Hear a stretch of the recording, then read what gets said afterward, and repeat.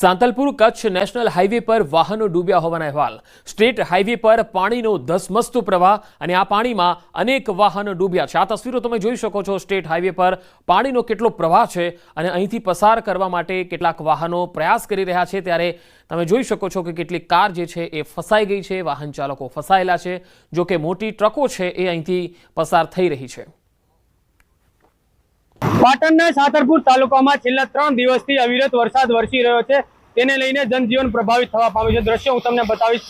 જે દ્રશ્યો બતાવવામાં આવે છે જે સાતરપુરથી કચ્છને જોડતા નેશનલ હાઈવેના છે। અહીંયા સતત 3 દિવસથી વરસાદ વરસવાના કારણે નેશનલ હાઈવે પણ ક્યાંક બેડમાં ફેરવાયો છે। એક બાજુનો હાઈવે તમને બતાવવામાં આવીશ, જ્યાં વાહન ચાલકોને હાલે પસાર થવા માટે ભારે મુશ્કેલીનો સામનો કરવો પડી રહ્યો છે। એક ઇકો ચાલક અહીંયાથી પસાર થઈ રહ્યો હતો, પરંતુ ક્યાંક જે ખાડો હતો તે ખાડોમાં ઇકો હાલ ફસાઈ ગઈ છે। પાછળના દ્રશ્ય પણ બતાવવામાં આવે છે કે એક કાર ચાલક ફસી ગયો છે અને પાછળ તમામ ગાડીઓની લાઈનો જોવા મળી રહી છે। મહત્વની વાત છે કે 3 દિવસથી અવિરત વરસાદને કારણે સાતરપુર તાલુકાનો જનજીવન અત્યારે પ્રભાવિત થઈ ગયો છે। એટલે કે અત્યાર સુધી વરસાદીય આંકડાકીય વાત કરવામાં આવે તો લગભગ 13 ઇંચથી વધુ આ વિસ્તારમાં વરસાદ નોંધવા પામ્યો છે, જેને લઈને લોકોને પારેવાર મુશ્કેલીનો સામનો કરવો પડી રહ્યો છે। અત્યારની સ્થિતિએ જે જગ્યાએ આપણે ઊભા છીએ ત્યાં એ નેશનલ હાઈવે નો જે ડિવાઈડર છે તે ડિવાઈડર તોડી દેવામાં આવે છે, તેના કારણે આ બાજુનું પાણી આ બાજુ વહી રહ્યો છે, પરંતુ વરસાદ રોકાવાનું નામ નથી લઈ રહ્યો, તેના કારણે પાણીનો અવરાવો પણ ક્યાંક ઓછો નથી થઈ રહ્યો। એટલે કે સતત પાણીનો પ્રવાહ વધી રહ્યો છે, તેને લઈને ક્યાંક નેશનલ હાઈવે પણ એક બાજુની સાઈડ આવનારા કલાકોમાં ક્યાંક બંધ કરવાની સ્થિતિ ઊભી થઈ છે। હાલ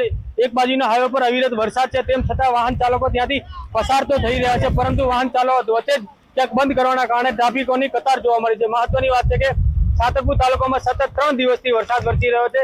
અત્યારે પણ ધોધમાર વરસાદ વરસી રહ્યો છે અને ભારે પવન ફૂંકાઈ રહ્યો છે, તેના કારણે લોકો તેમજ જનજીવન પ્રભાવિત થયા છે। વરસાદ ક્યાંક બંધ લેવાનું નામ પણ નહીં રહ્યું। મહત્વની વાત છે કે હજુ જો વરસાદ આ જ રીતે જોવા મળશે તો ક્યાંક લીલા દુષ્કાળ જેવી સ્થિતિનો અહીંયા આ વિસ્તારમાં ઊભી થઈ શકે છે।